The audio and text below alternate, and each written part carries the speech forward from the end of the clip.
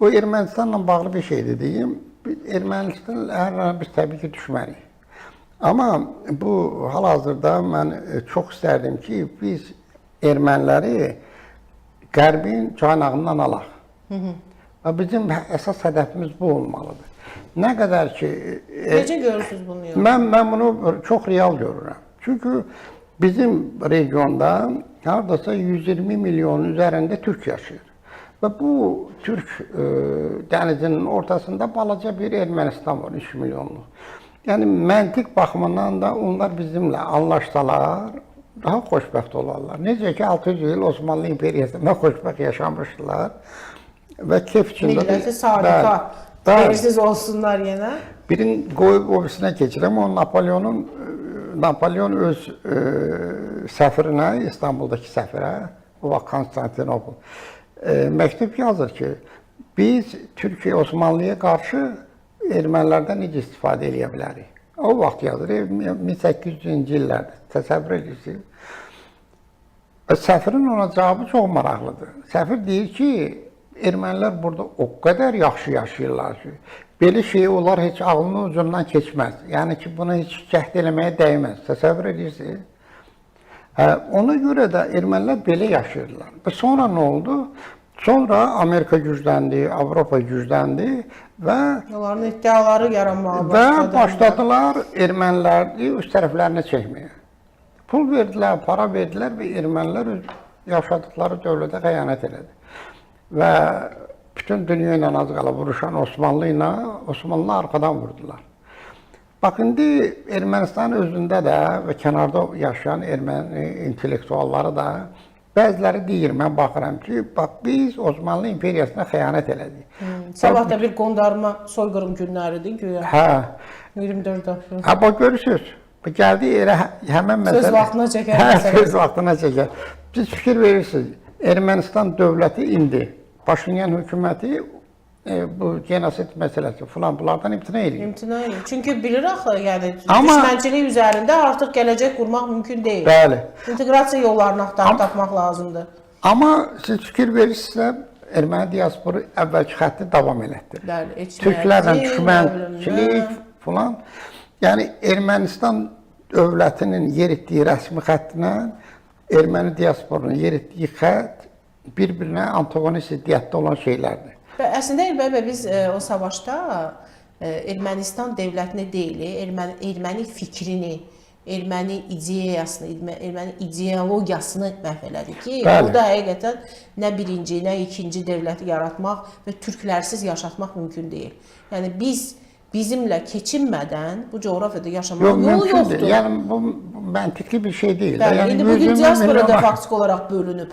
Yəni diaspora, erməni diasporası tarixində bəlkə ilk dəfə Avropa və Rusiya diasporası bir-birini yeyir. Niyə? Çünki bu fikrin artıq yürüməsi mümkün deyil. O deyir, mən haqlıydım, sən haqsız idin. O deyir, yox, mən daha düzünü təklif edirdim.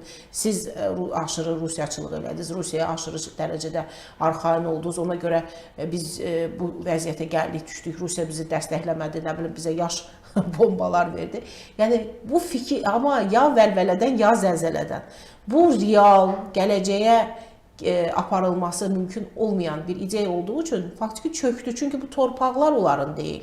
Onlar bura gəlmədi, onlar bura yerləşdirmədi. O ölkə qondarma bir ölkədir. O ölkəni 9000 kvadrat kilometrdə yaradıb, sonra SSR vaxtı bizim parça-parça torpaqlarımızı kəsib, ondan 29000 kvadrat kilometr düzəltmişlər. Ondan sonra Azərbaycanın dünyaca tanınan ərazilərinin 20% işğal edilib, ikinci erməni dövləti yaradılması vardı.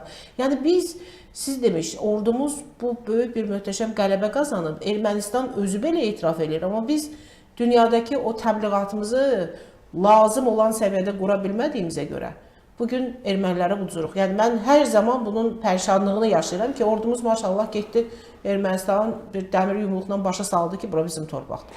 Amma bizim mediamız, biz bunu təəssüf ki, başarmırıq. Bu da təşkil edilməli bir məsələdir. Yəni bu xəttlərin üzərində olacaq bir iş deyil.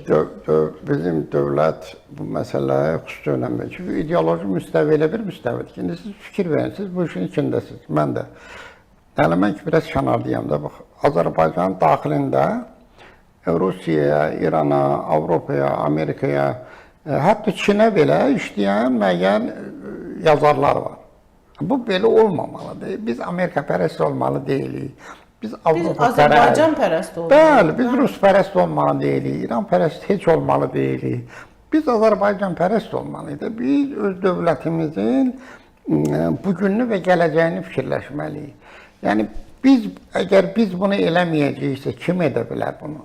Yəni bu ölkənin qələm sahibləri bu missiyanı öz üzərlərinə götürüb həyata keçirə bilmirlərsə, deməli bizim naqisliğimiz çoxdur. Amma bu elə bir işdir ki, yəni o qədər böyük vəsait tələb edən bir işdir ki, ona görə də bu işə dövlət dəstək verməlidir. Dövlət də dəstək verir, sadəcə verilən o dəstək, maliyyə dəstəyi falanı, onlar yanlış yerə yönləndirilir. Və o yanlış yerlərdə də o pullar itir, batır, gedir və ortaya da hiçbir şey çıxmır, nəticə də olmur. Çünki o pul, o vəsait, yəni vətənpərvər insanlara verilmir. Şeylərə verilir, yəni belə, özü bilirsiniz, o tip adamlara verilir ki, onlarla nəsə yaltaqlıq eləsinlər, nəsə gözə girməyə çalışsınlar. Həqiqi vətənpərvər olan insanlara, dövlətçilik mövqeyində olan insanlara dəstək verilməlidir. Necə olur ki, İlham Əliyev deyir ki, bizim ailəmiz türk ailəsidir. Bəli, mən Bizim başqa ailəmiz yoxdur, deyil. Olmayacaq. Bizim ailəmiz türk ailəsidir, bəli, bu doğrudur, mən də elə fikirləşirəm. Amma bunun üçün türkçülük mövqeyində olan insanlara dəstək verilməlidir. Yəni, dövlətin rəsmi xətti odur ki, bizim ailəmiz türk ailəsidir, amma türkçülük mövqeyində olan insanların üzərinə gedirlər. Belə olmaz. Əksinə, türkçülük mövqeyində olan insanlar müdafiə olunmalıdır, rəyə çəkilməlidir. Onlara dəstək verilməli, onlara stavka olunmalıdır, amma onu eləmirlər. Kaşki. Belə bir yanlışlarımız var. Kaşki. O da müəyyən problemlər yaradır. Təbii.